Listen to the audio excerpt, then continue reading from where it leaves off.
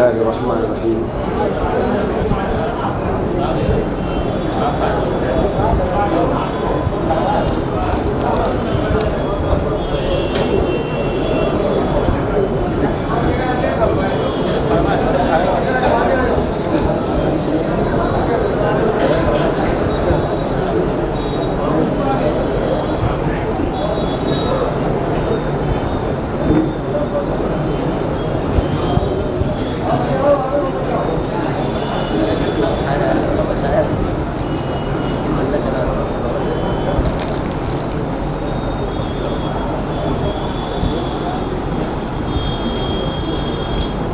الحمد لله نحمده ونصلي على رسوله الكريم أما بعد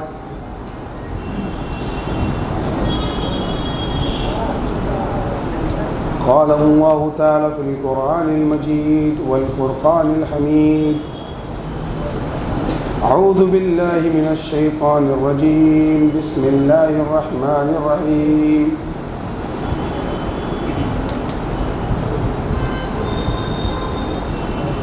يا أيها الذين آمنوا أطيعوا الله وأطيعوا الرسول وأولي الأمر منكم فإن تنازعتم في شيء فردوه إلى الله والرسول وقال في موضع آخر لقد كان لكم في رسول الله أسوة حسنة وقال النبي صلى الله عليه وسلم لا يؤمن أحدكم حتى أكون أحب إليه من والده وولده والناس أجمعين۔ تمام قسم کی تعریفات و توصیفات اس وحدہ لا شریک خالق کائنات مالک ارض و سما کے لیے لائق و زیبا ہو، جس نے ہمیں اشرف المخلوقات بنا کر اس روئے زمین پر بھیجا، اور صرف اشرف المخلوقات بنا کر ہی نہیں بھیجا بلکہ ہماری رشد و ہدایت کے لیے بے شمار انبیاء علیہ الصلاۃ والسلام کو مبعوث فرمایا، اور لاکھوں کروڑوں درود و سلام ہو اس ہستی اقدس و مقدس پر جس کا نام نامی اسم گرامی جناب محمد رسول اللہ صلی اللہ علیہ وسلم ہے۔ یہ وہ ذات مقدسہ و مطہرہ و مبارکہ ہے کہ جس کا امتی ہونے کے لیے اللہ رب العالمین کا جتنا شکر و احسان ادا کیا جائے وہ کم ہے۔ مسلمانوں، یقین مانو اللہ رب العالمین کی بڑی نعمتیں ہیں ہمارے اوپر، لیکن ایک عالم دین ہونے کے ناطے کہہ رہا ہوں اس سے بڑی کوئی نعمت نہیں ہے کہ اللہ رب العالمین نے ہمیں امت محمدیہ صلی اللہ علیہ وسلم میں پیدا کیا۔ جناب صدر، ناظم اجلاس اور ورثۃ الانبیاء کی جماعت، میرے محترم بزرگوں، نوجوان ساتھیوں، عزیز بچوں اور میری پردہ نشین ماؤں اور بہنوں، میرا موضوع ہے جذبہ اطاعت رسول صلی اللہ علیہ وسلم۔ میں اپنے موضوع کو دو حصوں میں تقسیم کروں گا۔ پہلا حصہ بزرگوں سے، جوانوں سے تعلق رکھتا ہے، یعنی مردوں سے، اور میرے موضوع کا دوسرا حصہ یہ میری ماؤں اور بہنوں سے تعلق رکھے گا۔ میں اپنی تقریر شروع کرنے سے پہلے، اتنی بڑی تعداد میں لوگ یہاں موجود ہیں، صرف ایک چیز پوچھنا چاہتا ہوں، اگر آپ جواب دیں گے تو تقریر کروں گا، ورنہ السلام علیکم کہہ کر اپنی جگہ پر بیٹھ جاؤں گا۔ کیا واقعی صحیح معنوں میں آپ اللہ اور اس کے رسول کی اطاعت کرنا چاہتے ہو؟ تو ایک بات یاد رکھنا کہ میں جب تقریر کروں گا تو بیچ میں چیزیں بہت تکلیف دہ آئیں گی، شاید ہمارا ضمیر اس کو گوارا نہ کر پائے، ہمیں برا لگ جائے، میرے جانے کے بعد شاید آپ مجھے برا بھلا بھی کہو، لیکن کیا کروں، مجبور ہوں کہ وہی کہتا ہوں جسے حق سمجھتا ہوں۔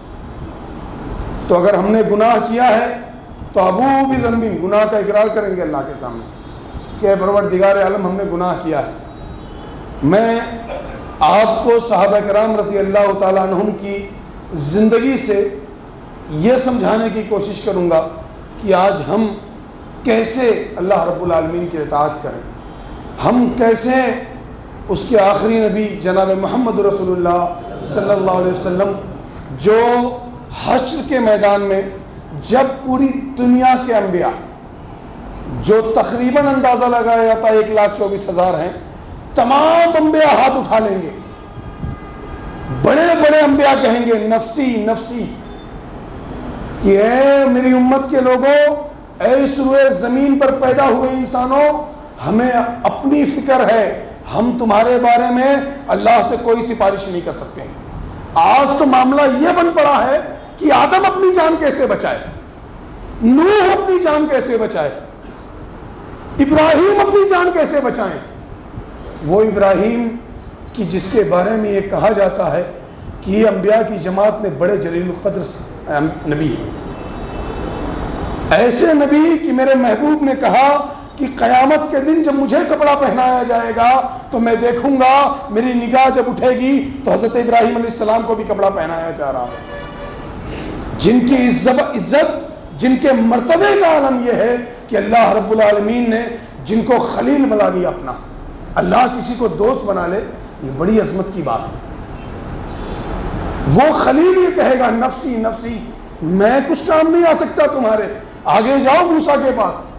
پھر وہ موسیٰ جس کو اللہ سے بات کرنے کا شرف حاصل ہے، وہ کہیں گے نفسی نفسی، مجھے میری فکر ہے، میں تمہارے ساتھ نہیں آ سکتا، تم عیسیٰ کے پاس چلے جاؤ۔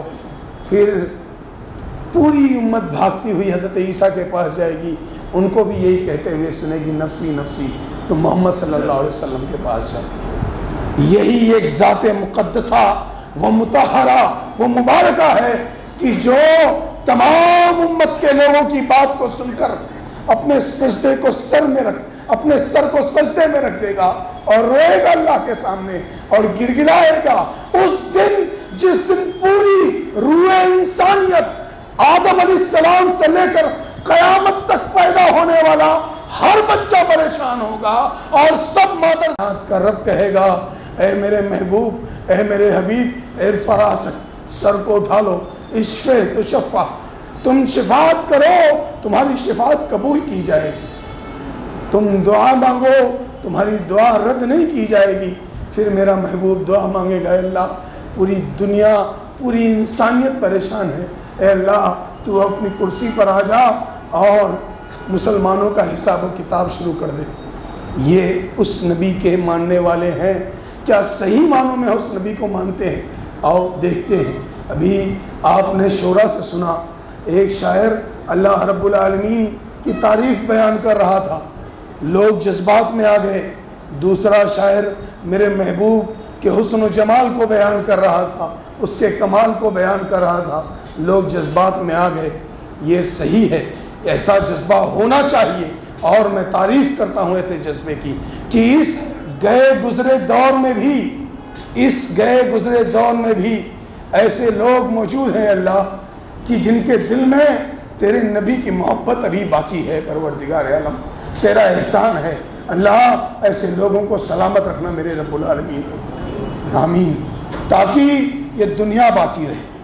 مسلمانوں سنو کہ تمہارا نبی، تمہارا آقا، تمہارا پیغمبر، تمہارا اغوا، تمہارا امام، تمہارا ہادی، تمہارا مرشد وہ آدمی ہے جس کے بارے میں کہنے والے نے کہا تھا حسن یوسف دم عیسیٰ ید بیضا داری آنچا خوبا ہما دارن تو تنہا داری، جس کے بارے میں کسی نے کہا تھا کہ یا صاحب الجمال و یا سید البشر من وجهك المنیر لقد نور القمر لا يمكن الثناء كما كان حقه بعد از خدائے بزرگ تو ہی قصت و مختصر، جس کے بارے میں ہی کسی نے کہا تھا، جیسے شیخ نے بتایا حسان ابن ثابت رضی اللہ تعالیٰ عنہ نے، وَأَحْسَنَ مِنْكَ لَمْ تَرْكَتْ عَيْنِي أَجْمَلَ مِنْكَ لَمْ تَلِدِ النِّسَاءُ خُلِقْتَ مُبَرَّأً مِنْ كُلِّ عَيْبٍ كَأَنَّكَ قَدْ خُلِقْتَ كَمَا تَشَاءُ۔ کیا کہا جانتے ہو کہ اے میرے محبوب تیرے حسن کو کیا بیان کروں، ایسا لگتا ہے جیسے تو اللہ کے سامنے کھڑا تھا اور اپنے رب سے کہہ رہا تھا اے میرے پروردگار مجھے ایسا بناتا چلا جا، تو کہتا چلا گیا اور تیرا رب تجھے بناتا چلا گیا۔ تم اس نبی کے ماننے والے ہو جس نبی کے بارے میں ہندو شاعر نے کہا تھا کہ ایک آدمی نے عرب کا بول بالا کر دیا۔ اے مسلمانوں سنو، عرب کی حالت ایسی تھی کہ عرب کے لوگوں کو بدو کہا جاتا تھا، وہ بکریوں کے اور اونٹوں کے چرواہے تھے، انہیں پوری دنیا سب سے گری ہوئی نگاہوں سے دیکھتی تھی، وہ مردار کھاتے تھے، اپنے بھائیوں کا قتل کر دیتے تھے، ان کی آپسی جنگیں کئی سو سال تک چلتی تھی، وہ دنیا سے پچھلے ہوئے لوگ تھے۔ لیکن جب یہ مذہب اسلام آیا تو یہی وہ چرواہے، یہی مکہ کے وہ بدو جو خود راہبر نہیں تھے، جن کو خود راہ نہیں ملی تھی، انہوں نے دوسری قوموں کی رہبری کی، اور جب یہ کسور کشائی پر آئے تو پوری دنیا کے جگر کو ہلا کر رکھ دیا، روم اور فارس کے پیروں میں کپکپا طاری کر دیا، اور پوری دنیا کو یہ بتایا لا الہ الا اللہ محمد رسول اللہ کہ اس روئے زمین پر اللہ کے سوا کسی کی عبادت کی نہیں جا سکتی، اور کائنات کے امام جناب محمد رسول اللہ صلی اللہ علیہ وسلم کے سوا کسی کی اطاعت کی جا سکتی نہیں۔ اطاعت کا جذبہ مسلمانوں کیسا ہونا چاہیے؟ کائنات کا امام جناب محمد رسول اللہ صلی اللہ علیہ وسلم اپنے منبر پر کھڑے ہو کر جمعہ کا خطبہ دے رہا تھا، ایک صحابی 20 صف میں کھڑے ہو گئے، کائنات کے امام نے کہا اجلس بیٹھ جاؤ، عبداللہ ابن مسعود رضی اللہ تعالیٰ عنہ دروازے سے اندر آ رہے تھے، وہیں بیٹھ گئے، کائنات کے امام کی نگاہ پڑی، کہا اے عبداللہ آپ وہاں کیوں بیٹھ گئے؟ میں نے آپ سے نہیں کہا۔ کہا میرے محبوب آپ نے کس سے کہا، کیوں کہا، کس لیے کہا یہ میں نہیں جانتا، میں نے سنا کہ میرے محبوب نے کہا ہے بیٹھ جاؤ، اگر اس کے بعد عبداللہ ابن مسعود ایک قدم آگے بڑھا دیتا تو وہ قدم مسجد کی طرف نہیں ہوتا، جہنم کی طرف چلا جاتا۔ اطاعت کا جذبہ ایسا ہونا چاہیے کہ میرے نبی کا فرمان آ جائے تو پوری دنیا ایک طرف اور میرے نبی کا فرمان دوسری طرف۔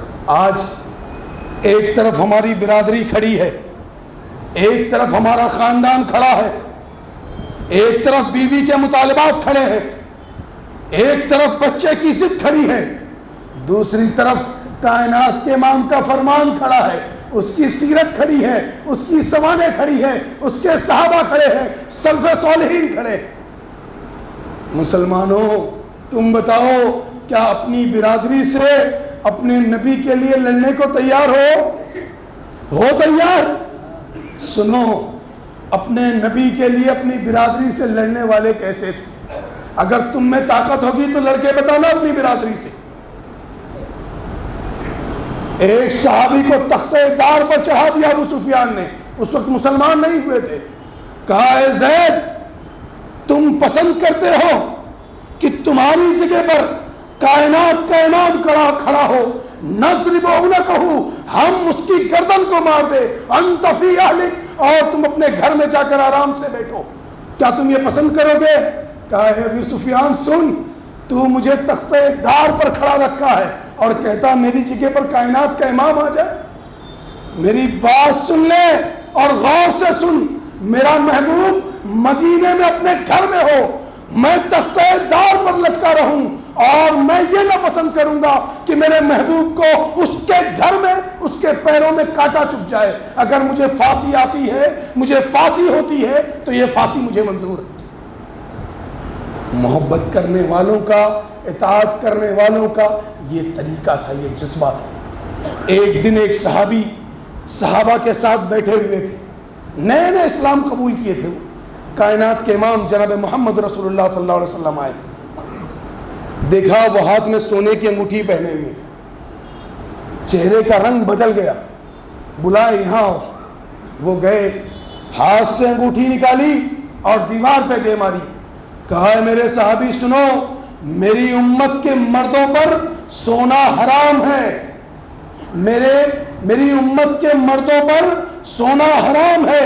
اور غصے کی حالت میں وہاں سے نکل کر چلے گئے. وہ صحابی وہاں سے جانے لگے.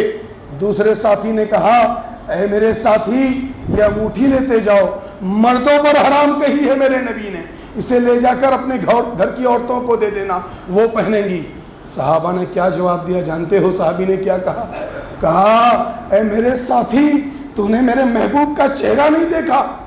جس چیز کو اس نے منع کر دی ہو, اگر میں اس کو اٹھا کر لے جاؤں تو پھر میرے ایمان کا کیا؟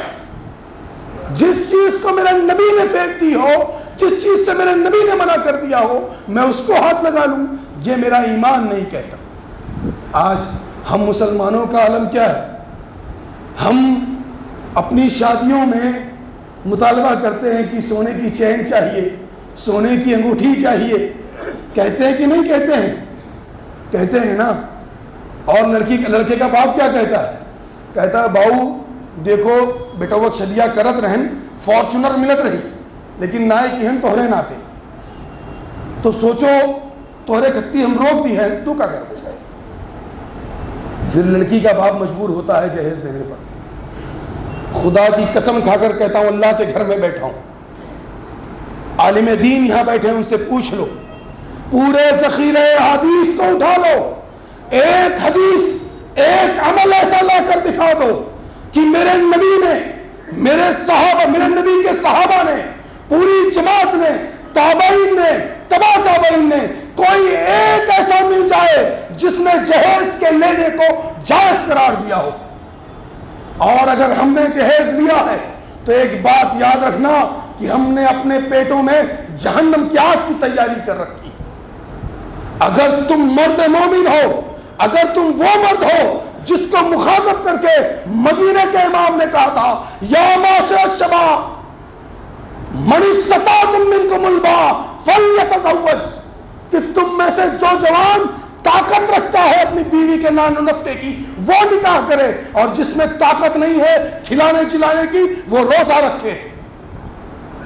تو اگر تم مرد ہو حقیقت میں, تو اللہ کے لیے اپنے ساس سسر کے دیے ہوئے سامان کو کل صبح ان کے گھر میں پہنچا دینا, ورنہ یہ بات سمجھ لینا کہ تم نے وعدہ کیا ہے کہ تم اپنے نبی کی بات سننے کے بعد, تم صحابہ کے جذبہ اطاعت کو سننے کے بعد تم نے ابھی وعدہ کیا ہے کہ تم مانو گے, تو تم وہ پہنچا دینا. کل فارچونر وہاں کھڑی ہونی چاہیے ان کے دروازے پر کہ میرے رب نے مجھے باغیرت بنایا ہے, میں فقیر نہیں ہوں. اگر مانگنے کا شوق ہے, جمعہ کے باہر کھڑے ہو جاؤ, ہاتھ پھیلا کر مانگو, میں فقیر ہوں, مجھے گاڑی چاہیے, میں اپنی بیوی سے مانگنا چاہتا ہوں, میں اپنی بیوی کے قدموں میں جھکا رہنا چاہتا ہوں, کیونکہ میں نے اس کے گھر والوں سے پیسہ لیا ہے.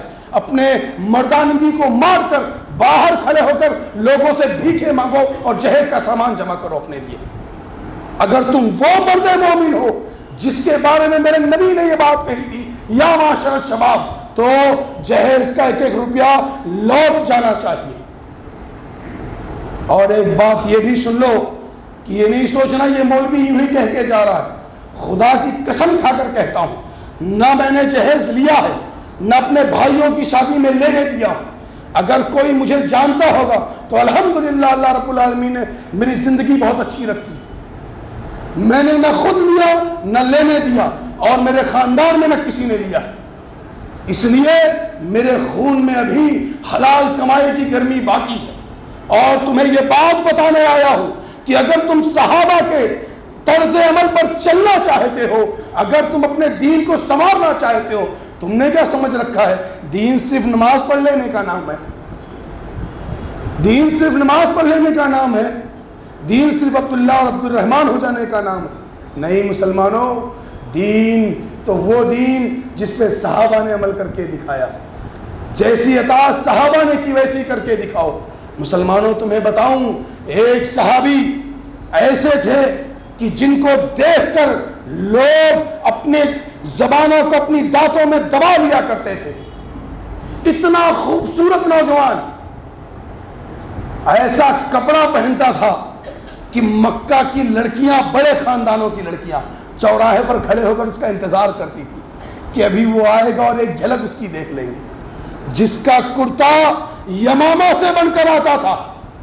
جوانوں تم سے مخاطب ہوں، سننا میری بات کو غور سے، جس کا کرتا، اگر تم ہندوستان میں رہتے ہو، جس کا کرتا یورپ سے بن کے آتا ہو، جس کے جوتے فرانس سے آتے ہوں، جس کی خوشبوئیں دنیا کے کئی ممالک سے آتی ہوں، بتاؤ اس جوان کا عالم کیا ہوگا؟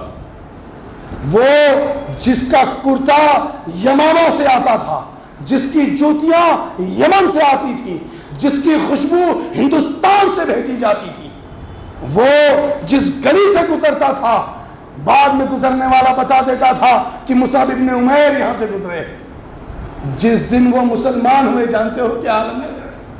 اسلام قبول کر کے مسجد نبوی پہنچے، مدینہ پہنچے، ہاتھوں میں زنجیروں کے نشان تھے، صرف ٹاٹ کا ایک پیوند تھا، صرف ٹاٹ کا ایک تہبند تھا جو لپیٹے ہوئے مسجد نبوی میں پہنچے۔ کائنات کے امام مسجد نبوی میں بیٹھے تھے، مصعب ابن عمیر کو دیکھا، آنکھوں سے آنسو چھلک گئے۔ کہا مصعب کیا کرا ہے؟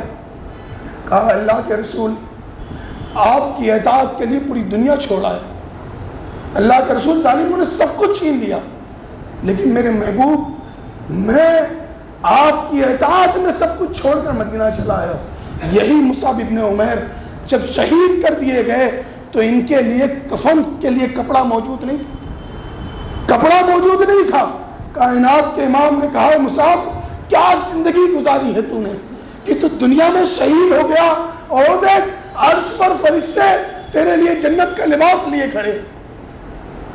مسلمانوں، جوانوں، تمہیں اپنی جوانی پر بڑا غرور ہے، ہاں اپنی داڑھیوں کو چھلا دیتے ہو نا، مصعب ابن عمیر سے زیادہ خوبصورت ہو، میرے نبی کے صحابہ سے زیادہ خوبصورت ہو، کیوں اپنی داڑھیوں کو چھلا دیتے ہو؟ یورپ کی تہذیب زیادہ پسند ہے۔ اے مسلمانوں، پوری دنیا تمہارے خلاف، تمہیں یورپ کا دلدادہ بنانے کے لیے تیار کوششیں کر رہی ہے۔ صلاح الدین ایوبی کے دور میں ہرمن نے کہا تھا، کیا کہا تھا جانتے ہو؟ اے صلاح الدین ایوبی، یہ جنگ کعبہ اور کلیسا کی ہے، یہ جنگ تیری اور میری نہیں ہے۔ صلاح الدین ایوبی آج تو بیت المقدس فتح کر لے گا، لیکن ایک بات یاد رکھ، ہم نے ایسی چال چلی ہے کہ تیری آنے والی نسل، تیرے آنے والے جوان یورپ کے دلدادہ ہو جائیں گے، تیری جوانوں کو ہم مذہب اسلام سے ہٹا دیں گے، تیرے جوان بچے، تیری جوان بچیاں یہ ہمارے گانے پر ناچیں گی۔ آج وہ وقت آ گیا ہے مسلمانوں، اور میں اپنے بزرگوں سے کہوں گا اللہ کے لیے برا نہیں ماننا، جن کے ماں باپ ڈھول بجانے والے ہوتے ہیں ان کے بچے ناچنے والے ہی پیدا ہوتے ہیں۔ اگر ہم نے اپنی داڑھیوں کو چھلا کر اپنے بچوں کو یہ بتا دیا کہ یہی مذہب اسلام ہے تو بچہ داڑھیوں کو چھلا کر، نمازوں کو چھوڑ کر دندناتا ہوا پورے معاشرے میں گھومے گا اور گناہ کرتا رہے گا، اور پوری دنیا کو یہ بتائے گا کہ میں وہ مسلمان ہوں جس کے بارے میں ہرمن نے کہا تھا کہ ایک وقت ایسا آئے گا جب مسلمانوں کا ایمان اتنا کمزور ہو جائے گا اور ہم پھر سے بیت المقدس کو چھین لیں گے۔ مسلمانوں، وہ وقت آج آ گیا، وہ وقت آج آ گیا۔ جوانی، ابھی جوانوں سے خطاب کر رہا ہوں اس لیے کہہ رہا ہوں، جوانی بڑی دیوانی ہوتی ہے۔ جو بچے 15 سال سے لے کر 25 سال 30 سال تک کے، ان سے خصوصاً خطاب کر رہا ہوں۔ جو لوگ اس میں اپنی گاڑیاں، جنہوں نے اپنے پیسے سے، اپنے والد کے پیسے سے خریدی ہوگی اپنی گاڑیاں، جب نئی گاڑی خریدتے ہو، چلاتے ہو، ایکسیلیٹر پر جب پیر رکھتے ہو تو گاڑی ہوے سے بات کرتی ہے. جب نئی گاڑی ہوتی ہے, جہیز کی گاڑی خراب ہو جاتی ہے, میکینک کو بلانا پڑتا ہے, بار بار خراب ہوتی ہے, جہیز کی اے سی لگا لو بگڑ جاتی ہے, واشنگ مشین لے لو بگڑ جاتا ہے, فریج بگڑ جاتا ہے, اللہ جانے کیا معاملہ ہے, اللہ جانتا ہے. جب نئی گاڑی کے ایکسیلیٹر پر پیر رکھو گاڑی زوم سے ہوے سے بات کرتی ہے, لیکن اس کا بریک اتنا پاورفل ہوتا ہے, جیسے آپ نے بریک پہ پیر رکھا گاڑی یو ٹرن مار لے گی ترنت جگہ پر. جوانی گناہ کرنے کی بڑی طاقت ہوتی ہے جوانوں میں, لیکن جوان جب توبہ کرنے کی سوچ لیتا ہے تو پھر دنیا کی کوئی طاقت اس کو روک نہیں سکتی. ایک اور صحابی کو دیکھو اطاعت کیسے کر رہے تھے. جوانوں کی بات آئی اس لیے کہہ رہا ہوں. مکہ سے نکلے, مکہ میں ان کا ایک بہت خوبصورت عورت کے ساتھ افیئر تھا. آج کے جوان سمجھتے ہوں گے افیئر کسے کہتے ہیں, ان کی گرل فرینڈ تھی ایک. وہ مکہ سے نکلے مدینہ جانے لگے. مدینہ پہنچے, کائنات کے امام جناب محمد رسول اللہ صلی اللہ علیہ وسلم کے ہاتھ پر بیعت کی, ہاتھ رکھ کر کہا ہے میرے محبوب آج کے بعد کوئی گناہ نہیں کروں گا, زنا نہیں کروں گا, شراب نہیں پیوں گا, جوا نہیں کھیلوں گا, کوئی غلط کام نہیں کروں گا. اے میرے محبوب آج سے میں لا الہ الا اللہ محمد رسول اللہ کی پاسداری کروں گا. مکہ چلے آئے واپس. اناق کو پتا چلا, اناق دوڑتی ہوئی گھر پہ آئی. کہا ابو المرصد الغنمی میں نے کیا سنا ہے, میں نے کیا سنا ہے کہ تم نے مذہب اسلام قبول کر لیا. کہا اناق سن وہیں رک جا جہاں کھڑی ہے. ابو المرصد الغنمی اب مسلمان ہو گیا. اگر ابو المرصد الغنمی اب نگاہ اٹھا کر دیکھے تو یہ ابو المرصد الغنمی کی توہین ہوگی, اور اگر تجھے ہاتھ لگا دے تو میرے محبوب جناب محمد رسول اللہ صلی اللہ علیہ وسلم کی توہین ہوگی, کیونکہ میں ان کے ہاتھ پر بیعت کر کے آیا ہوں کہ آج کے بعد کوئی گناہ نہیں کروں گا. میرے جوانوں تو مسلمان تو ہونا مسلمان کی نہیں ہو تو پھر تمہارا ایمان کہاں. ان صحابہ کو نہیں پڑھا, نہیں دیکھا کیسے عمل کر کے دکھایا ہے. اے مسلمانوں اللہ کے لیے اپنے گناہوں سے توبہ کر لو. تم تو مسلمان ہو نا, تم تو محمد صلی اللہ علیہ وسلم کے ماننے والے ہو. تم تو محمد کے نام پر اگر کسی نے انگلی اٹھا دی تو اس کے قتل کرنے کی بھی تیاری کر لیتے ہو. الحمدللہ جذبہ بہت اچھا, لیکن جب اپنی باری آتی تب کہاں رہتے ہو, اپنے دین کو کون سنوارے. ایک اور صحابی, اعلان ہو گیا. کیا اعلان ہوا؟ کائنات کے امام نے کہا آج جنگ کے لیے چلنا ہے. کس لیے چلنا ہے؟ جنگ کے لیے چلنا ہے. جان مانگ لی میرے محبوب نے.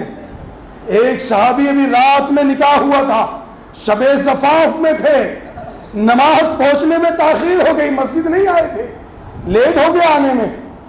یہ سنا کہ کائنات کے امام نے جان مانگی ہے. اپنے بستر سے اٹھے, غسل کرنا بھی مناسب نہیں سمجھا کہ کہیں میدان جنگ میں پہنچنے سے دیر نہ ہو جائے.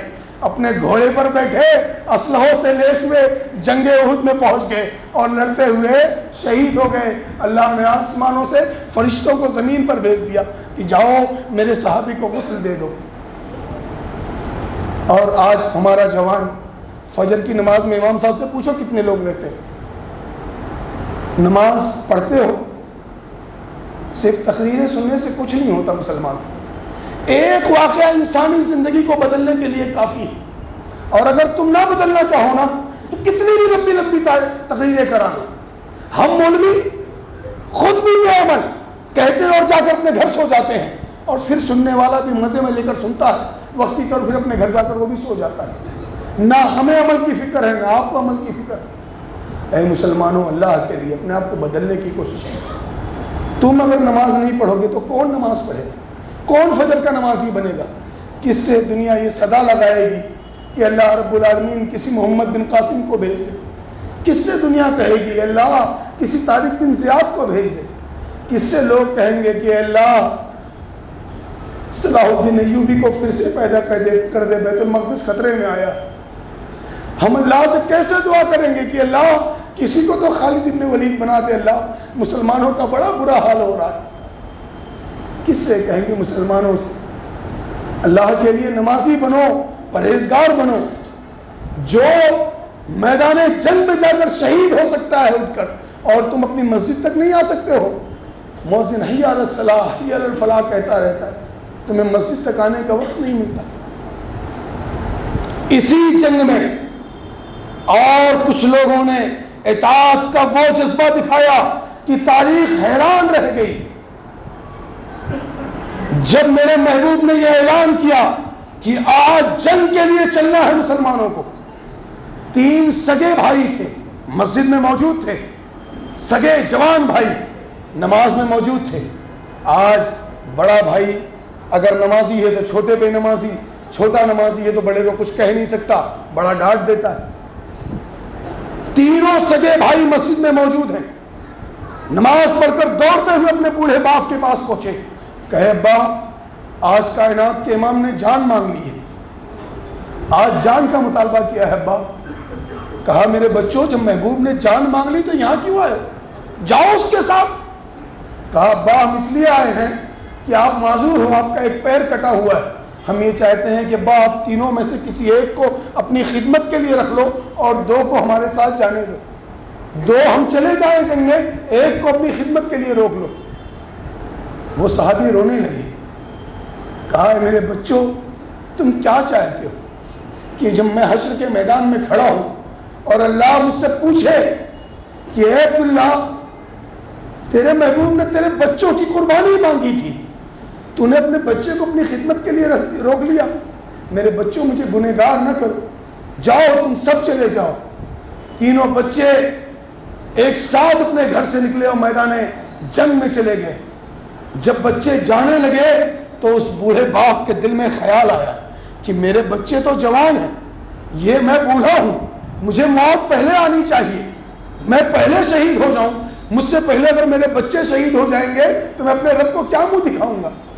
وہ بوڑھا اپنے آپ کو گھسیٹتا ہوا گھوڑے کی پیٹھ پر لے جا کر بٹھا دیا اپنے آپ کو، اور جنگ احد میں چلا گیا، میدان احد میں لڑتا ہوا شہید ہو گیا۔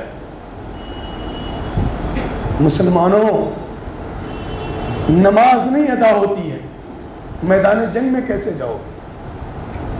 ایک اور ہے، اپنی جان کا نذرانہ پیش کیا اپنے نبی کی اطاعت کے لیے۔ کیا کہا جانتے ہو؟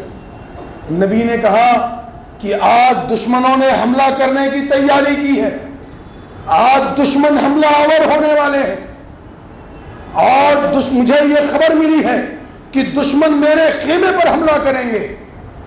کوئی ایسا ہے تم میں سے جو اپنے نبی کی حفاظت کے لیے آج پوری رات میرے دروازے پر پہرا دے؟ مجمع بیٹھا ہوا تھا ایسے ہی جیسے ہم بیٹھے ہیں۔ ایک صحابی کھڑے ہوئے، یزید ابن سکن نام تھا، کہا اللہ کے رسول میں آپ کے دروازے پر پہرا دوں گا۔ بڑے دبلے پتلے سے تھے۔ اللہ کے رسول نے کہا کوئی اور ہے؟ کوئی اور ہے؟ یزید ابن سکن نے کہا میرے محبوب آپ میری محبت پہ شک نہ کیجیے، میں آپ کی اطاعت میں اپنی جان دے دوں گا، آپ میرا دل چیر کے دیکھ لیجئے کہ میرے دل میں صرف آپ کی اطاعت کا جذبہ ہے، آپ ایک بار اجازت دے دیجئے، خدا کی قسم جب تک یزید کے جسم میں روح باقی رہے گی یزید آپ کے دروازے سے نہیں ہٹے گا۔ اور پھر پوری دنیا نے دیکھا، تاریخ میں مورخین نے لکھا، ابن ہشام نے اپنی تاریخ میں لکھا کہ پھر تیروں کی وہ بوچھار ہوئی، 72 تیریں آ کر یزید کو لگی، وہ بے ہوش ہو کر زمین پر گر پڑے، اور حضرت طلحہ دور سے دیکھ رہے تھے۔ حضرت طلحہ حضرت زبیر دوڑتے ہوئے آئے، دونوں نے ان کو اٹھایا، کھڑا کیا، وہ ہوش میں آ گئے۔ انہوں نے کہا اے طلحہ اور زبیر مجھے کہیں نہ لے جاؤ، کہاں لے جا رہے ہو؟ کہا زخمی جہاں لیٹے ہوئے وہاں لے کر جا رہے ہیں۔ کہا نہیں، میں نے اپنے محبوب سے وعدہ کیا تھا کہ جب تک میرے جسم میں روح باقی رہے گی میں آپ کے دروازے کو چھوڑ کر نہیں ہٹوں گا۔ اے طلحہ اور زبیر میرے ساتھی، اللہ کے لیے مجھے نہ لے جاؤ، میں نے اپنے نبی سے وعدہ کیا ہے، کہیں وہ وعدہ ٹوٹ نہ جائے۔ مسلمانوں، تم نے کوئی وعدہ کیا اپنے نبی سے تو سوچو نا کیا وعدہ کیا۔ میرے نبی نے کہا کہ اے میرے مسلمانوں، عفو اللحیہ، داڑھی کو بڑھا لو۔ آج کا مسلمان شوق سے کاٹتا، گناہ بھی نہیں سمجھتا۔ کہا مجھے نہ لے جاؤ، میں نے اپنے نبی سے وعدہ کیا ہے کہ میں یہاں سے ہٹوں گا نہیں۔ وہ انکار کرتے رہے اور یہ اصرار کرتے رہے، آخر کار ان کے انکار پر ان کا اصرار یہ بھاری پڑ گیا، پھر سے یزید کو وہیں کھڑا کر دیے، اسی دروازے پر کھڑے رہے۔ اور مورخین نے آگے لکھا پھر سے تیروں کی بارش ہوئی، 93 تیر ان کو لگے، 93 تیر، زبان سے چیخ نکلی، زمین پر گر پڑے، کائنات کا امام باہر آ گیا اپنے خیمے سے۔ کہا حضرت یزید کے سر کو اپنے گود میں رکھا، حضرت یزید ہوش میں آ گئے۔ کہا میرے محبوب میں زندہ ہوں یا جنت میں پہنچ گئے؟ کہا نہیں یزید ابھی آپ زندہ ہو۔ کہا میرے محبوب آپ گواہ رہنا کہ میں نے آپ کی اطاعت کا جو وعدہ آپ سے کیا تھا میں اس پر پورا کھرا اترا ہوں۔ اے اللہ کے رسول اب مجھ سے کھڑا نہیں ہوا جاتا۔ اللہ کے رسول نے کہا کہ اے یزید فرشتے تیرا انتظار کر رہے ہیں جنت میں، اے یزید تو نے جو وعدہ کیا تھا اس کو پورا کیا۔ اور پھر اس کے بعد روح پرواز کر گئی۔ مسلمانوں، ہم نے بھی کوئی وعدہ کیا ہے اللہ سے؟ اس کے نبی کی کوئی بات ماننے کا وعدہ کیا ہے؟ ہم کب مانیں گے؟ کب مانیں گے؟ کب اپنے بوڑھے ماں باپ کو سر جھکا کر ان سے کہیں گے ابا آپ جو کہہ رہے ہو صحیح ہے؟ کب اپنے ماں باپ کو برا بھلا کہنا چھوڑیں گے؟ کب الٹ کر اپنے باپ کو جواب دینا چھوڑیں گے؟ آج کا جوان اگر باپ نے کچھ کہہ دیا تو بڑی تیز ترار آواز میں کہتا، اور اگر اس نے پیسہ کما لیا اس جوان نے تو پھر اس کا کیا کہنا؟ ایک بات سن لو، میرے موضوع سے ہٹ کر ہے لیکن باپ کی آ گئی اس لیے کہہ رہا ہوں۔ ایک صحابی نے آ کر شکایت کی اللہ کے رسول میرا باپ میرا مال مجھ سے بغیر پوچھے خرچ کر دیتا ہے۔ اللہ کے رسول نے صحابہ کو بھیجا جاؤ ان کے باپ کو بلا لاؤ۔ باپ کو بلانے کے لیے ایک صحابی پہنچے، کہا چلو اللہ کے رسول نے آپ کو بلایا ہے۔ بولے کیا بات ہے؟ کہا اللہ کے رسول کے دربار میں آپ کے بیٹے نے شکایت کی ہے کہ میرا باپ بغیر مجھ سے پوچھے مال خرچ کر دیتا ہے میرا۔ جو مالدار ہو سنو کہ باپ کا مقام کیا ہے وہ سنو۔ ماں کا مقام بیان کروں گا تو دل پھٹ جائے گا، صرف باپ کی بات سن لو۔ ماں کو اللہ نے 3 درجہ دیا، باپ کو 1۔ باپ کا حال سنو کیا ہے۔ حدیث کے چند الفاظ ہیں جس کو محدثین نے ضعیف کہا ہے، بات عبرت کی ہے اس لیے بیان کر رہا ہوں۔ باپ نے اپنے دل میں کچھ الفاظ گنگنائے، کچھ اشعار۔ آج سے اللہ اور اس کے رسول نے دنیا کے تمام مسلمانوں پر شراب کو حرام قرار دے دیا۔ حضرت ابو ہریرہ رضی اللہ تعالیٰ عنہ روایت کرتے میں یہ اعلان کر ہی رہا تھا کہ مکہ کی مدینہ کی گلیوں میں شراب کا سیلاب امڈ آیا، لوگوں نے اپنی شرابوں کے مٹکوں کو توڑ دیا، جو منہ میں تھا اس کو کلی کر دی، سارے لوگ شراب کو پھینک بیٹھے۔ ایک صحابی بیٹھے ہوئے تھے، انہوں نے شراب کے ان پیالوں کو جس میں شراب پی جاتی تھی دیوار پر مارنا شروع کر دیا۔ تو دوسرے صحابی نے کہا میرے ساتھی اس پیالے کی کیا غلطی ہے؟ شراب حرام ہوا، پیالہ نہیں، پیالے کو کیوں توڑ رہے ہو؟ پیالہ اس میں دودھ پی سکتے ہو، پانی پی سکتے ہو، شہد پی سکتے ہو، پیالہ تو سنبھال کر رکھ لو۔ کہا ہے میرے ساتھی سن لو، جس چیز کو میرے محبوب نے حرام کر دی ہو یہ اس کا ساتھی اس کی کسی بھی یاد کو زندہ نہیں رہنے دینا چاہتا، یہ چاہتا ہے کہ ہر وہ یاد ختم ہو جائے جس سے شراب کی یاد آئے۔ مسلمانوں کیا تم میں طاقت ہے کہ تم ایسی چیزوں کو چھوڑ دو جس سے گناہ چھوٹ سکتا ہو؟ یقین مانو ایک بات کہتا ہوں کہ اگر تم داڑھیوں کو رکھ لو، میں اور چیزیں تو نہیں جانتا، مجھے اور چیز نہیں پتا ہے، یہ اپنے تجربے کی بات کر رہا ہوں، میں بوڑھا نہیں ہوں، جوان ہوں الحمدللہ بھی۔ جو میرے ساتھ رہ چکے ہیں ناسک میں وہ جانتے ہیں میں داڑھی نہیں رکھتا تھا، پڑھنے کے بعد بھی سچی بات بتا رہا ہوں۔ یہ بات مجھ پر آئی ہے تو یہ نہیں سوچنا کہ میں آسمان سے اترا ہوا فرشتہ ہوں، انسان ہوں۔ داڑھی نہیں رکھتا تھا، بڑی چھوٹی چھوٹی داڑھیاں رکھتا تھا۔ گناہ کرنے کے مواقع زیادہ فراہم ہوتے تھے۔ جس دن اللہ رب العالمین نے یہ سمجھ دے دی کہ داڑھی رکھو کیونکہ یہ نبی کی سنت ہے، خدا کی قسم کھا کر کہتا ہوں اس دن سے کبھی میرے پیر کسی گناہ کی طرف نہیں اٹھے۔ اللہ کے گھر میں بیٹھ کر کہہ رہا ہوں، میں کسی گناہ کی طرف نہیں گیا، اور یہ بات بطور فخر نہیں کہہ رہا ہوں، بطور تنبیہ کہہ رہا ہوں۔ میں نے غیر محرم لڑکیوں کی طرف، غیر محرم عورتوں کی طرف اس معاشرے میں بھی آنکھ اٹھا کر دیکھنا حرام سمجھا ہے، اور خدا کی قسم درخت کی آڑ میں آ جاتا ہوں، گاڑیوں کی آڑ میں آ جاتا ہوں، لیکن کسی غیر محرم کی طرف نگاہ اٹھا کر نہیں دیکھتا، جبکہ اللہ نے، اللہ کا احسان ہے، بے پناہ مال دے رکھا ہے، حسن باقی ہے، جوانی باقی ہے، پیسہ باقی ہے، گناہ خرید سکتا ہوں۔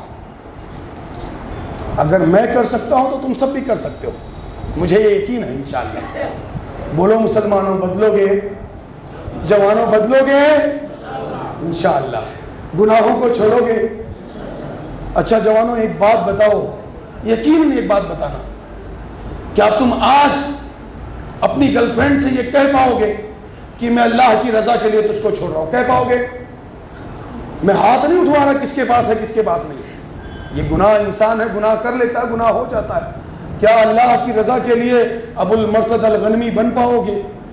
کیا کہہ دو گے اس سے کہ اے ناخ سن، میرے نبی کو نہیں پسند ہے کہ میں تجھے دیکھوں، اس لیے میں تیری طرف نگاہ نہیں اٹھاؤں گا؟ کہہ پاؤ گے؟ بولو نا، کہہ پاؤ گے کہ نہیں؟ بولو ہاں انشاءاللہ کہیں گے۔ مسلمانوں اپنا ایمان بیدار ہونا چاہیے، جوان ہو جوانوں کی طرح رہو، مرد ہو مردوں کی طرح زندگی گزارو، مسلمان ہو مسلمانوں کی طرح رہو۔ تمہارے اندر خالد ابن ولید کا خون ہے، تم عبداللہ ابن مسعود کے بچے ہو، تم نے اپنی زندگی میں حضرت علی رضی اللہ تعالیٰ عنہ کو دیکھا ہے، تم نے حضرت حسن و حسین کو دیکھا ہے، تم نے حکومت کرتے ہوئے عمر فاروق کو دیکھا ہے، تم نے صحابہ کی جماعت کو پڑھا ہے، تو صحابہ کی طرف بڑھنے کی کوشش کرو مسلمانوں۔ اور وقت بہت ہوتا جا رہا ہے، تھوڑی سی بات اپنی ماں سے کہوں گا، اپنی ماں سے ذکر کروں گا، تھوڑی سی بات، کیونکہ میرا وقت ہو چلا۔ میری ماں غور سے سننا کہ میں تم سے کیا کہنا چاہتا ہوں، اور میرے جوانوں، میرے بزرگوں، میں جو بات اپنی ماں اور بہنوں سے کہنے جا رہا ہوں، تم ان کو اس پر عمل کرنے کے لیے تم ان کا ساتھ دینا۔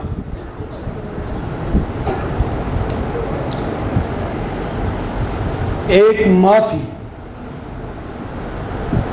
کیا ماں تھی؟ اس نے اللہ رب العالمین سے دعا مانگی کہ اللہ اگر بیٹا عطا کر دے گا تو تیرے نبی کی خدمت کے لیے وقف کر دوں گی۔ تھوڑا سا اور قریب آ جاؤ، باہر لوگ کھڑے ہوئے ان کو جگہ نہیں ہے، قریب آ جاؤ، اور تھوڑا قریب آ جاؤ۔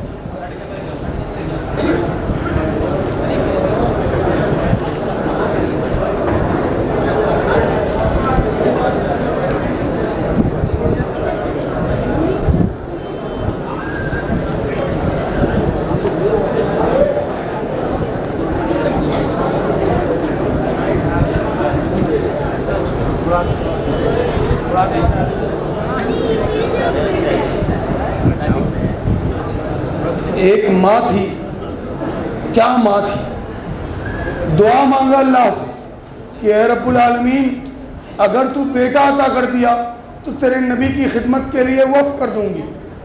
آج مائیں دعا مانگتی ہیں، اللہ بیٹا عطا کر دے، ڈاکٹر بناؤں گی، انجینئر بناؤں گی، تاجدار بناؤں گی، تاجور بناؤں گی، اللہ بیٹا عطا کر دے، اسے چودھری بناؤں گی، اسے بزنس مین بناؤں گی۔ میں نہیں کہتا یہ دعائیں مانگنا غلط، لیکن ان کے ساتھ یہ دعا مانگنا سیکھو کہ اللہ جب اپنے بیٹے کو ڈاکٹر بناؤں گی تو اسے یہ سکھاؤں گی کہ تو اپنے نبی کی اطاعت کیسے کرے گا۔ اس ماں نے دعا مانگا، اللہ بیٹا عطا کر دے، تیرے نبی کی خدمت کے لیے وقف کر دوں گی۔ اور پھر اللہ نے بیٹا عطا کیا اور انہوں نے اپنے نبی کے لیے وقف بھی کر دیا۔ حضرت انس رضی اللہ تعالیٰ عنہ پیدا ہوئے اور ماں نے اپنی نبی کی خدمت کے لیے اس بیٹے کو وقف کر دیا۔ میری ماں، تم صحابیات کے جذبے کو دیکھو کہ کیسے انہوں نے کس جذبے کے ساتھ نبی کی خدمت کی۔ اماں ختیجہ رضی اللہ تعالیٰ عنہ، کائنات کا امام، مکہ کی گلیوں میں مار کھا کر آتا، بدن لہو لہان ہو جاتے، زخموں میں بدن بھرا ہوا ہوتا، گھر آتے اماں ختیجہ کپڑے کو اٹھاتی، زخموں کو صاف کرتی، قدمہائے مبارکہ کو دھوتی اور اپنے دوپٹے کو پھاڑ پھاڑ کر اس زخم پر رکھتی اور کہتی کلا واللہ لا یخزیک اللہ ابدا، اے میرے محبوب آپ غمگین نہ ہو، اللہ آپ کو برباد نہیں ہونے دے گا، اللہ آپ کو ایسے ہی پریشان نہیں ہونے دے گا، اے میرے محبوب اللہ رب العالمین نے آپ کو بڑے کام کے لیے پیدا کیا، کیونکہ انہوں نے ورقہ بن نوفل سے پہلے پوچھ لیا تھا اور انہوں نے بتا دیا تھا کہ اے ختیجہ یہ تیرا محبوب اب صرف تیرا نہیں ہے، پوری کائنات کا محبوب بننے والا ہے۔ میری ماں، جب شوہر تھک ہار کر کام کر کے اپنے گھر پر آئے تو اس کی خدمت کیا کرو، اس کی ہمت باندھا کرو، جب وہ تجارت میں ناکام ہو جائے، جب وہ نوکریاں نہ پائے تو اس کی طاقت بنو، اس کو تانا نہ دو، اس کو تکلیفیں نہ دو، اس کو ستاؤ نہ، اس کو برے بھلے باتیں نہ کہا کرو، بلکہ اس کی طاقت بن کر کھڑی ہو جاؤ، کیونکہ تمہارے سامنے مثالیں کھڑی ہوئی ہیں کہ تم کیسے یہ اطاعت کا جذبہ اپنے اندر لاؤ گی۔ میں بتاؤں کہ میری ماں اللہ کے رسول صلی اللہ علیہ وسلم کی سگی پھوپھی جنگ احد میں، میدان احد میں آتی ہیں، روتی ہوئی آتی، سن لیا انہوں نے، کہا کسی نے کہہ دیا کہ تمہارے بھائی کو ظالموں نے شہید کر دیا ہے، اور ایسا شہید کیا کہ کان، ناک، ہونٹ سب کاٹ لیے، یہاں تک کہ کلیجہ سینے سے نکال لیا ہے۔ دوڑتی ہوئی آئی، اللہ کے رسول بیچ میں کھڑے ہو گئے، کہا اے پھوپھی کہاں جا رہی ہو؟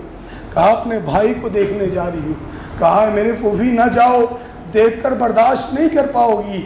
کہا اے میرے بھتیجے، تو میرا بھتیجا ہی نہیں میرا آقا بھی ہے، اگر تو حکم دے رہا ہے کہ نہ جاؤں تو تیرے حکم کے لیے میں ایک قدم آگے نہیں بڑھاؤں گی، لیکن میرے بھتیجے میں بہن ہوں اس کی، مجھے ایک بار دیکھ تو لینے دے، میں ماتم نہیں کروں گی، میں واویلا نہیں کروں گی، پوری دنیا کی بہنیں اللہ کے حضور آئیں گی یہ کہہ کر کہ اللہ میرے بھائی اپنے سر کٹا کر آئے تھے، میں یہ کہہ کر آؤں گی کہ اللہ میرے بھائی نے اپنے بدن کا حصہ کٹایا ہے، اللہ میں یہ کہہ کر آؤں گی، اگر تو کہہ دے تیرا حکم ہو تو میں اپنے بھائی کو دیکھنے نہیں جاؤں گی۔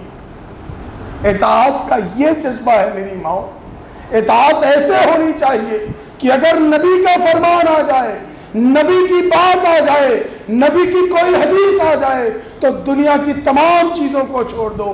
اگر تمہیں کوئی یہ بتلا دے کہ اے میری ماں، دنیا کی سب سے بہترین جگہ تمہارا گھر ہے، تم اپنے گھر میں رہو، اگر تم بغیر محرم کے اپنے قدم اپنے گھروں سے باہر نکالتی ہو تو شیطان تمہارے پیچھے لگ جائے گا اور تمہیں گناہ کے راستے پر لے جا سکتا ہے، تم سے گناہ کروا سکتا ہے، تو تم اپنے گھروں سے نکلنا چھوڑ دو، تم اپنے گھروں میں بیٹھے رہو۔ اگر تمہیں کوئی یہ بتلا دیتا ہے کہ میری ماں زیب و زینت کر کر باہر نکلنا، زیب و زینت کسی غیر محرم پر ظاہر کر دینا یہ گناہ ہے، ایسے تم زانیہ کے حکم میں آ سکتی ہو، تو بناؤ سنگار کرنا چھوڑ دینا، صرف اپنے شوہر کے لیے کرنا، کبھی بناؤ سنگار کر کے اپنے دروازے سے اپنے قدموں کو باہر نہ نکالنا، کیونکہ تمہارے نبی نے اس کے لیے منع کیا۔ اے مسلمانوں، اے میری مومنہ ماں، ایک آخری بات بتا کر اپنی تقریر کو ختم کروں گا۔ آج ہمارا حال یہ ہے کہ ہم نے مہمانوں کو اپنے گھر بلانا چھوڑ دیا۔ کیوں جانتے ہو؟ کہ اگر مسجد میں کوئی اجنبی مسافر آ گیا، امام صاحب نے کہہ دیا کہ یہ مسافر آیا، اس کے کھانے کا انتظام کرا دو، تو کوئی آدمی اگر ہاں بھر لیا اور ہاں بھر کر گھر چلا گیا اور اس نے کہیں غلطی سے گھر میں یہ بات کہہ دی کہ آج کچھ مسافر آئے، ان کا کھانا بنانا ہے، تب اس کی خیریت نہیں۔ اگر بیوی اچھے موڈ میں ہے تو کیا کہے گی؟ تو ہے کونو کام تو ہے نہیں، لے کے چلا آئے ہو، تجھے نہیں کھانا بناؤ، پتا ہے ہمارا کمریا کتنا پیرا تھی، اور کچھ نہیں کر پائے گی تو اپنے بچے کو ہی دو لافہ مارے گی، آپ کو تو مار نہیں سکتی ہے۔ یہ ہنسنے کی بات نہیں ہے مسلمانوں، یہ رونے کا مقام ہے، کیونکہ تمہارے سامنے ایسی سیرتیں موجود ہیں کہ تم اسے سن کر حیران رہ جاؤ گے۔ اور بیچارہ شوہر ڈرتا ہی رہتا ہے ہمیشہ، کیا کرے؟ جہیز جو لیا بیوی کے گھر سے، پیسہ لیا ہے نا، مال لیا ہے، گاڑیاں لی ہے، گھر لیا ہے، تو ڈرنا تو پڑے گا۔ پھر وہ جائے گا بیچارہ، پیسہ لے گا، دھیرے سے جا کے ہوٹل سے کھانا لے، مجھے قتل کر دو، گدھے پر بٹھا کر کالت پوت کے پورے شہر میں مجھے گھماؤ۔ اور دنیا سے کہتے بھی تھے کہ لوگوں دیکھ لو مجھے، ایسا نہ ہو کہ تم پہچان نہ پاؤ، میں امام مالک ہوں، اور مجھے سزا اس لیے دی جا رہی ہے کہ میں اپنے نبی کی بات پر عمل کر رہا ہوں، اور میں دنیا کے خلاف اس بات کے لیے کھڑا ہوں، اپنی نبی کی طرف سے لڑ رہا ہوں۔ اور امام احمد ابن نصر رحمہ اللہ علیہ، جن کو بنو عباسیہ کا دور خلافت 700 سال رہا، 700 سال، ایک بادشاہ گزرا جس کا نام تھا معتصم، اتنا طاقتور بادشاہ اس 700 سال میں کوئی گزرا نہیں۔ اگر وہ تلوار کسی کے سر پر مارتا تھا تو تب تک تلوار نہیں رکتی تھی جب تک دونوں پیر کے بیچ سے نکل نہ جائے، اتنا طاقتور تھا، 6.5 فٹ لمبا تھا، نیک تھا، خطبہ دیتا تھا۔ اچانک اللہ جانے علماء سو نے کیا اس کے دماغ میں بھر دیا، اس نے کہا کہ جو بھی یہ کہے گا کہ اللہ کا دیدار نہیں ہوگا، اللہ کا دیدار ہو جائے گا جنت میں اس کا سر قلم کر دوں گا۔ امام احمد ابن نصر رحمہ اللہ علیہ اگلے جمعہ کو کھڑے ہوئے اور منبر سے یہ اعلان کیا کہ سنو، جو نبی کے ماننے والے ہیں، جو مسلمان ہیں، جو جنت میں جائیں گے، اللہ رب العالمین کا دیدار ان کو ہوگا۔ اور یہ معتصم یہ جھوٹا ہے، مدینے والا سچا ہے۔ مدینے والے نے کہا دیدار ہوگا، مطلب دیدار ہوگا، معتصم نے کہا دیدار نہیں ہوگا، معتصم جھوٹا۔ وہ کہہ کر اپنے گھر پہنچے، سی آئی ڈی والوں نے بات بادشاہ کو پہنچا دی، بادشاہ کے ہرکارے گھر پر آ گئے، دروازے پر آواز دی کہ اے احمد ابن نصر چلو، بادشاہ نے بلایا ہے۔ احمد ابن نصر جلدی سے باتھ روم کے اندر گھس گئے۔ بیوی جب کوئی مرد مومن ہوتا ہے نا، میں نے کہا نا کہ جب تم مرد مومن ہو جاؤ گے تو اللہ مومنہ عورتوں کا انتظام کر دے گا تمہارے لیے۔ کیا بیوی تھی! کہا اے امام احمد ابن نصر، اگر اتنا ہی ڈر تھا معتصم کا تو پھر کائنات کے امام سے یارانہ کیوں کیا؟ اس سے دوستی کا دم کیوں بھرا؟ اس کی وفاداری کا چرچا کیوں کیا اگر اتنا ڈرتے تھے تو؟ احمد ابن نصر باتھ روم سے باہر نکلے، غسل کیے ہوئے تھے اور کفن پہن لیا۔ کہا ہے میری بیوی سن لے، احمد ابن نصر ڈرتا نہیں ہے۔ احمد ابن نصر باتھ روم میں اس لیے گیا تھا کہ غسل کر کے کفن پہن لے، پتہ نہیں وہ دشمن مجھے کفن پہنائے یا نہ پہنائے، مجھے غسل دیں یا نہ دیں، میں اس لیے گیا تھا، ڈر کر نہیں گیا تھا۔ اور بیوی کے چہرے پر بھی شکن نہیں آیا کہ میرا شوہر جا رہا ہے، شہید ہو جائے گا۔ کہا اگر میرے نبی کے نام پر شہادت ملتی ہے تو مل جائے، ایسی شہادت ہمیں منظور ہے۔ احمد ابن نصر بادشاہ کے دربار میں پہنچے۔ جو درباری ملا ہوتے ہیں، جو دنیا پرست ہوتے ہیں، وہ اس وقت بھی موجود تھے، دیکھ کر ہنسنے لگے۔ کہا امام احمد ابن نصر آیا ہے، دیکھو۔ معتصم نے اونچی آواز میں کہا اے امام احمد ابن نصر، کیا تم نے یہ کہا ہے کہ اللہ کا دیدار ہوگا قیامت کے دن؟ کہا نہیں، میں نے تو ایسا نہیں کہا۔ سارے درباری ملا ہنسنے لگے کہ احمد ابن نصر ڈر گیا، مسکرانے لگے۔ امام احمد ابن نصر نے اونچی آواز میں کہا اے معتصم سن، میں نے یہ نہیں کہا ہے کہ اللہ کا دیدار نہیں ہوگا، میں نے یہ کہا ہے کہ جو میرے نبی کی اطاعت کرنے والے ہیں قیامت کے دن جنت میں جانے کے بعد ان کو اللہ کا دیدار ہوگا، اور اے معتصم تجھے اللہ کا دیدار نہیں ہوگا کیونکہ تو میرے نبی کی بات کے مخالف کام کر رہا ہے۔ معتصم کو اتنا غصہ آیا کہ اپنی تلوار کو اٹھایا اور امام احمد ابن نصر کے سر پہ مارا، اور وہ تلوار چلتی ہوئی پیروں سے نکل گئی، اور اس کے بعد اپنے ہرکاروں سے کہا کہ اسے لے جاؤ اور شہر کے چوراہے پر ٹانگ دو تاکہ پوری دنیا کو یہ پتا چلے کہ کوئی ان کے جیسی کوئی جرات نہ کر پائے۔ اور پھر اسی رات میں اس شہر کے 1/4 لوگوں نے، کسی نے 2/4 ایک بیٹے 2 لکھا ہے، کسی نے 1/4 لکھا ہے، کہ اتنے لوگوں نے خواب میں دیکھا کہ کائنات کے امام آئے ہیں۔ لوگوں نے پوچھا اے اللہ کے رسول آپ ہمارے شہر میں کیوں آئے ہو؟ کہا امام احمد ابن نصر کا جنازہ پڑھانے کے لیے آیا۔ تو جو وقت کے خلاف، معاشرے کے خلاف، برائیوں کے خلاف کھڑے ہونے کی ہمت کر لیتا ہے، جو اللہ کے لیے مرنے کو تیار ہو جاتا ہے، اللہ رب العالمین اس کو قیامت کی صبح تک زندہ اور جاوید کر دیتا ہے۔ اے مسلمانوں، موت سے نہ گھبراؤ، موت تو آنی ہے، یہی ایک اٹل حقیقت ہے جس کا انکار کوئی نہیں کرتا ہے۔ اپنے خاندان کے خلاف کھڑے ہو، اپنے معاشرے کے خلاف کھڑے ہو، اپنے قبیلے کے خلاف کھڑے ہو جاؤ۔ اگر تمہارا مسلک تمہیں اللہ اور اس کے رسول کے دین پر صحیح معنوں میں عمل کرنے سے روکتا ہے تو اپنے مسلک کے خلاف کھڑے ہو جاؤ اور دنیا کی ان برائیوں کو روکنے کی کوشش کرو۔ اگر تم نے کسی ایک کو بھی راہ راست پر لے آیا تو انشاءاللہ یہ تمہارے لیے صدقہ جاریہ ہوگا۔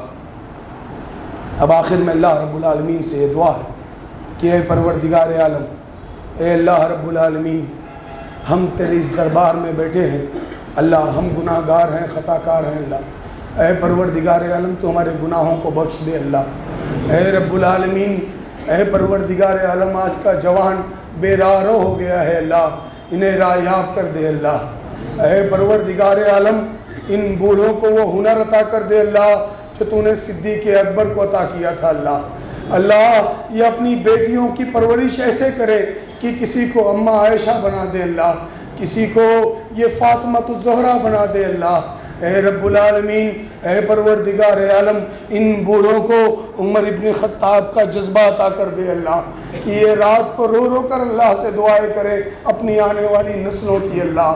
اے رب العالمین، ہمارے مالداروں کو حضرت عثمان غنی، حضرت عبد الرحمن ابن عوف رضی اللہ تعالی عنہما کا حوصلہ عطا کر دے اللہ کہ یہ اس روئے زمین پر دین کا بڑا بڑا کام کر جائیں اللہ۔ اے پروردگار عالم، اللہ انہیں خالد بن ولید کی طرح طاقتور اور جنگجو بنا دے اللہ۔ اے رب العالمین، اے پروردگار عالم، جو ان میں سے پڑھنے لکھنے والے بچے ہیں اللہ، ان کو عبداللہ ابن مسعود، عبداللہ ابن عباس رضی اللہ تعالی عنہما کا ہنر عطا کر دے اللہ۔ اے پروردگار عالم، اللہ کسی کو تو ابو عبیدہ بن جراح بنا دے اللہ، اللہ کسی کو طلحہ، کسی کو زبیر بنا دے اللہ۔ اے رب العالمین، کسی کو تو وہ ہنر عطا کر دے اللہ جو تو نے اپنے صحابوں کو عطا کیا تھا اللہ۔ اے رب العالمین، ہم میں بھی صلاح الدین ایوبی پیدا کر دے اللہ۔ اللہ کوئی تو طارق بن زیاد بن جائے اللہ۔